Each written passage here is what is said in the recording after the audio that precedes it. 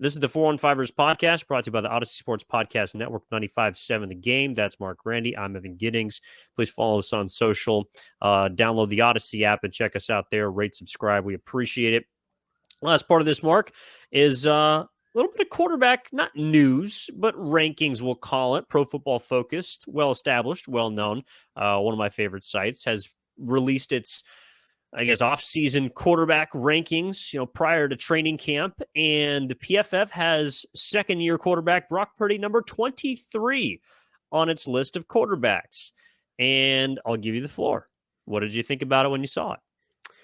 Kind of at a loss for words. There are so many names ahead of him that feel kind of disrespectful.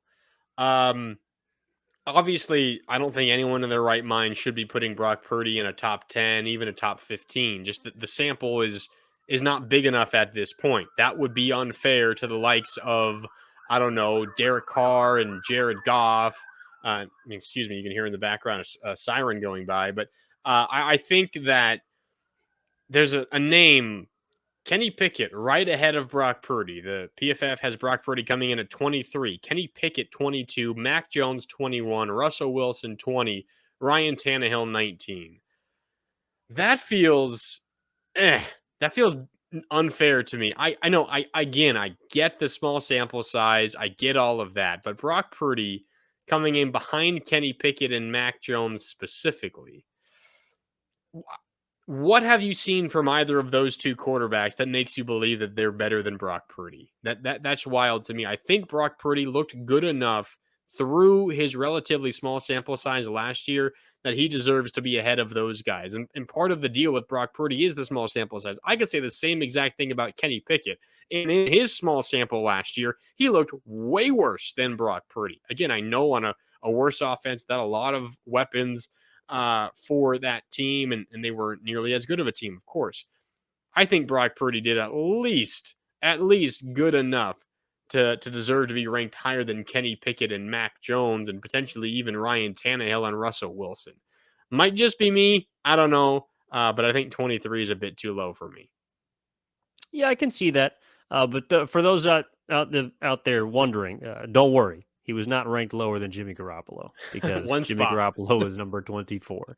But name me those quarterbacks you were salty about or disagreed with, Mark. Kenny Pickett, Mac Jones, Russell Wilson, and Ryan Tannehill. Specifically, those four. Any of those guys have off-season elbow surgery?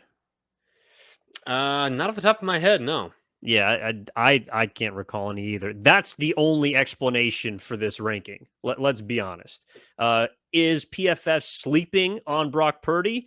If he was 100% healthy, I would like to give them the benefit of the doubt and say no, they would not be.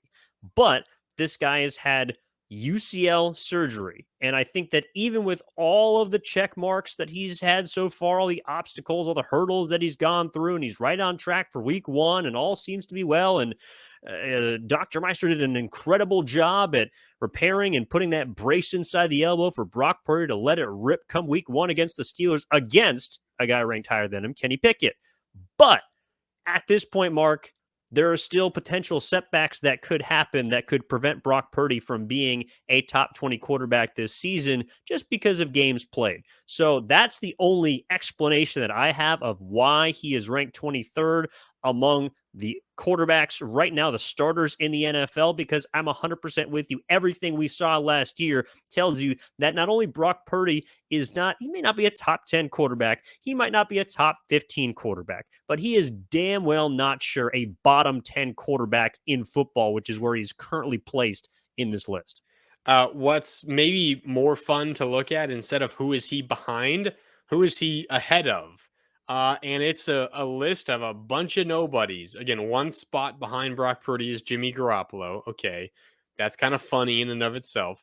But Jimmy Garoppolo, one spot behind Brock Purdy. Then the rest of the list, Evan, Bryce Young, Jordan Love, Sam Howell, Baker Mayfield, Colt McCoy, because he'll be the starter this year, presumably for Kyler Murray, CJ Stroud, Desmond Ridder, and Anthony Richardson rounding out the top 32. So you have the rookie class. You have last year's rookies in Desmond Ridder and Sam Howell. You have a first-year starter in Jordan Love, who we really don't know anything about. And then you have Baker Mayfield, and then you have Colt McCoy. That's the group behind Jimmy Garoppolo, who's one spot behind Brock Purdy. If those are the only quarterbacks that Brock Purdy is better than, that's bad news for the 49ers, because Brock Purdy is miles better, at least, than what those people have put on tape at the NFL level. So certainly he's right to be ranked above those guys, but I feel like there's quite a big gap between Brock Purdy at 23 and everyone else below him at 24, 25, 26, and so on. I feel like this list is doing a little bit of a disservice to Brock Purdy. And I get it's a small sample, but I think sometimes we are a little overly eager to write off what we witnessed and how incredible it was just because it came in a relatively small sample. Brock Purdy looked fantastic last year. And I think at times we can just write off great performances by saying, well, let's see him do it over a whole year. But I also think there are situations where you can see it was more than just a flash in the pan. Not saying that Brock Purdy ever has an MVP ceiling in him. I'm not saying that. But he's certainly better, I think, than the 23rd best quarterback in the NFL. I believe so too. But to use your logic against some of the guys higher up on this list, I know it doesn't have to do with the 49ers, but I would like to make some proclamations.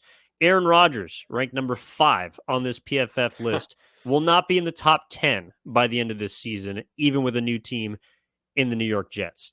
Also, number 11 on the edge of the top 10 is one Tua Tagovailoa. He will not be a top 15 quarterback. Wow, you're not year. A fan of the Dolphins, huh? I do not like the Dolphins. I think they're fraudulent. And I also think that Kirk Cousins, who comes in 9th on this list, will be a top 10 quarterback. Oh, now you're just saying that to get me upset. What do you mean? You're getting me all riled up here at the end of the episode. I don't know. I disagree. No, that one came off the top of the head. The other guy that I had that won't be a top half quarterback that's ranked number 12 is Matthew Stafford. Okay, fair enough. I agree on that one. I disagree entirely on your Tua and Kirk Cousins takes. I think Tua at the end of this season, we're going to think of him as a top 7 quarterback in the NFL. I think he has a great season in him. Kirk Cousins, not so much. I think maybe if he fast forward a year, he'll be around 15.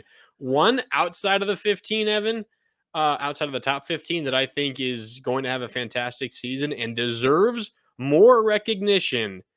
Our Detroit Lions, Jared Goff. I think he's going to have a fantastic year once again. And I think he's ranked 16. I think he's going to put together one of the 10 best seasons for quarterbacks this coming year. I think he's going to be fantastic. And if we were to revisit this list potentially in January, we might look at that one as one of the bigger misses from this particular PFF ranking. I think the Lions are going to win the division. I think Jared Goff is going to be fantastic. And he deserves a little bit more recognition.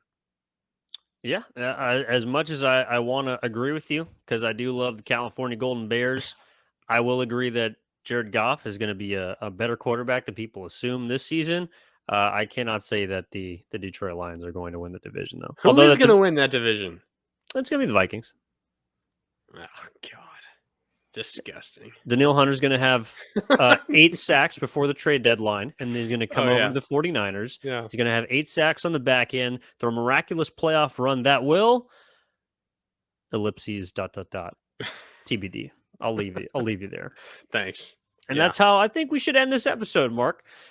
So we appreciate you all tuning into the 415ers, as always, on the Odyssey Sports Podcast Network with 95.7 The Game. We're coming at you as you're listening to this on Tuesday in 48 hours. Another episode this week, twice a week in the offseason. Download the Odyssey app, rate, subscribe to us there, and we will talk to you next time.